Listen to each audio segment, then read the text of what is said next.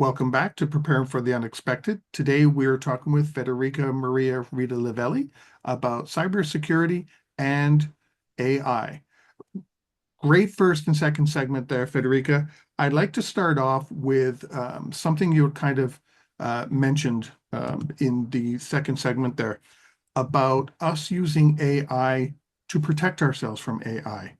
Can you explain that a little bit more? Because it seems a little confusing. First of all,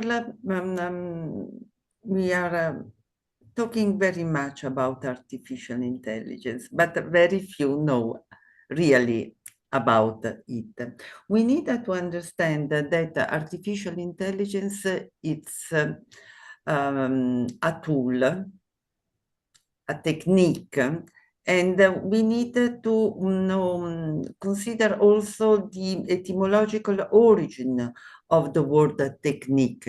That comes from Greek, techne, that means a tool, a strategic lever, created by men and to be at disposal of men and improve everyday life.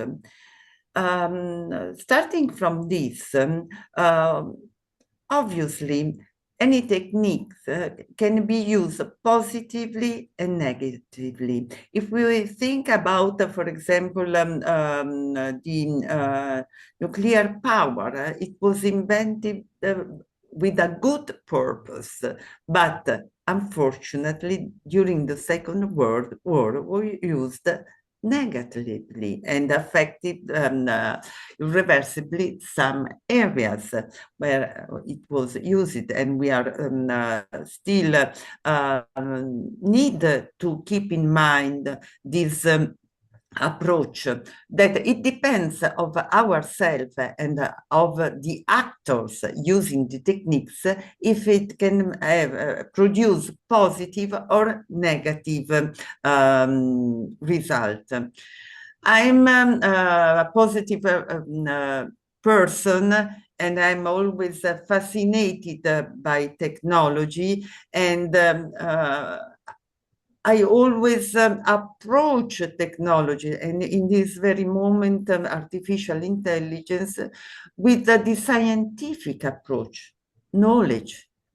Again, because knowledge is fundamental. If you know the technology, if you know the generative artificial intelligence deeply, and you make a verification, you make a dialectic confrontation with professionals, you can understand properly how to use the technology and also how to defend yourself by the technology. That is very simple, but apparently nowadays what I see everywhere is that we lost our critical thinking. We are not using any longer the approach based on doubt that was at the basis of the scientific method and the basis of our culture.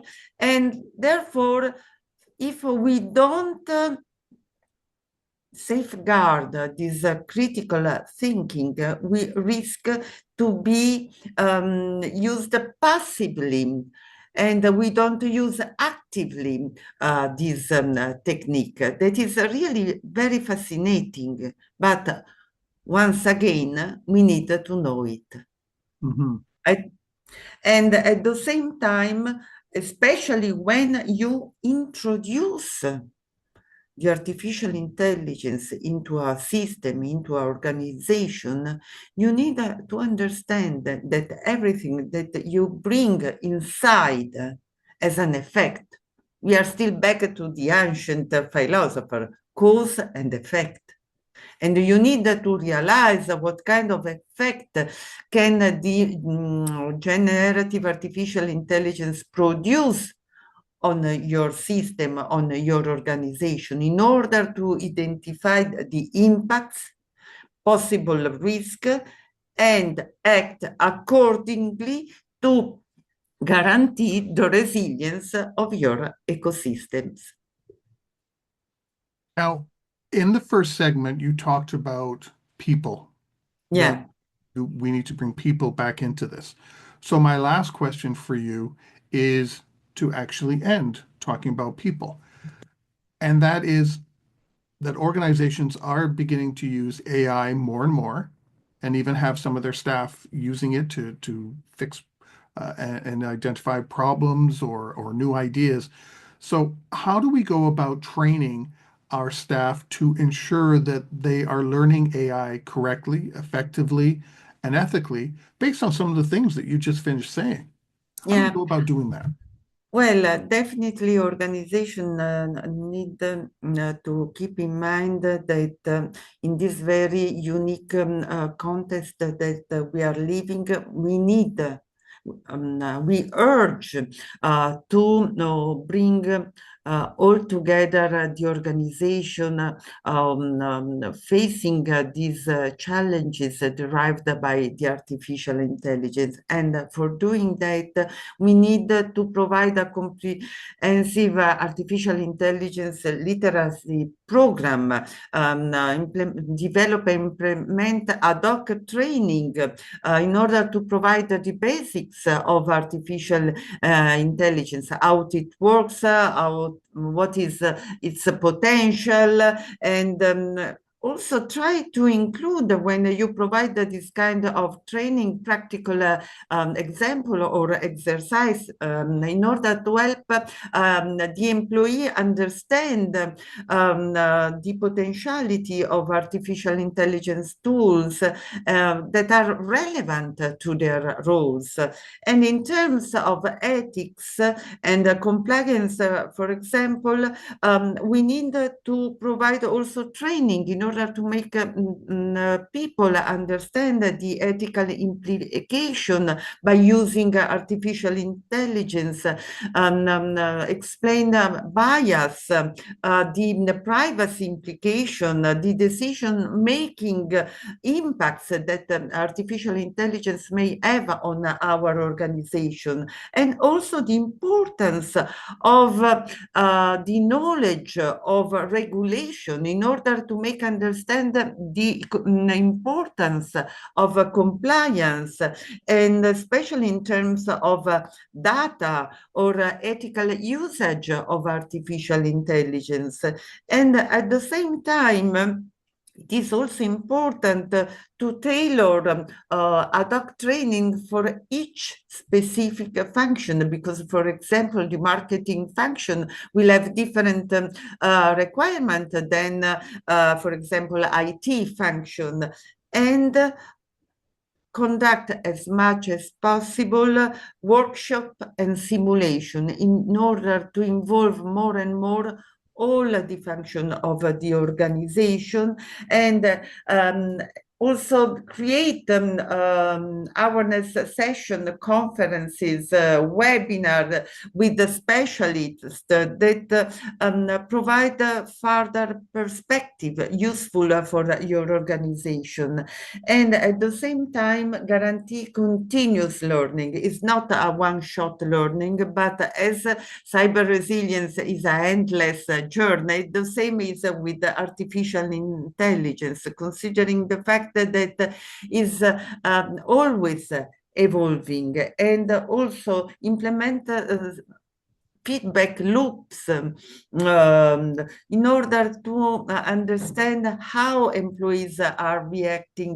with the implementation of the artificial intelligence. This can contribute further and further also in terms of ethical aspect, and it is always fundamental to have the leadership support, not only in terms of economic and people resources, but emotional support, because leadership with artificial intelligence is converting into a e-leadership. That means a leadership that relies on data for the strategic decision and promote a sort of more and more learning organization. And this is a leadership that behave, let me say, with the brain and with the heart, because needs to be compassionate in the Latin meaning of the word, feel together again in order to break down the silos and guarantee the holistic cyber approach. That means a spheric approach with, again, the human being at the middle, in the middle. I like what you said there about e-leadership and Yeah. leaders being dependent on data. Do you think we run a risk of um, when we do get results from using AI, that we take that as gospel? We don't actually vet that data to make sure that it's correct, because you said earlier on, garbage in, garbage out. And Garbage in, people are garbage out. relying on That is AI, they may turn around very, and think, yeah, great. yeah, that is very fundamental. But this is why the human being should be always in the loop, in the middle, because data are very important, but we should guarantee the quality of data from the starting, as we need to guarantee the transparency, the security by design of artificial intelligence from the starting of the designing of the artificial implementation and the artificial project. And above all, understand how to use first and the goal of using artificial intelligence in your organization, because a lot of AI project fails because there is not very structured approach guaranteeing all the main ingredients that make the artificial intelligence potion magic. Otherwise, we turn this potion into a poison potion. Well, we do only have 3 minutes left. Do you have any final thoughts or ideas you'd like to share about cyber attacks and or AI? Well, I stress always with my clients, with my students, in my articles, that at the basis of everything is knowledge. Gnosis out on.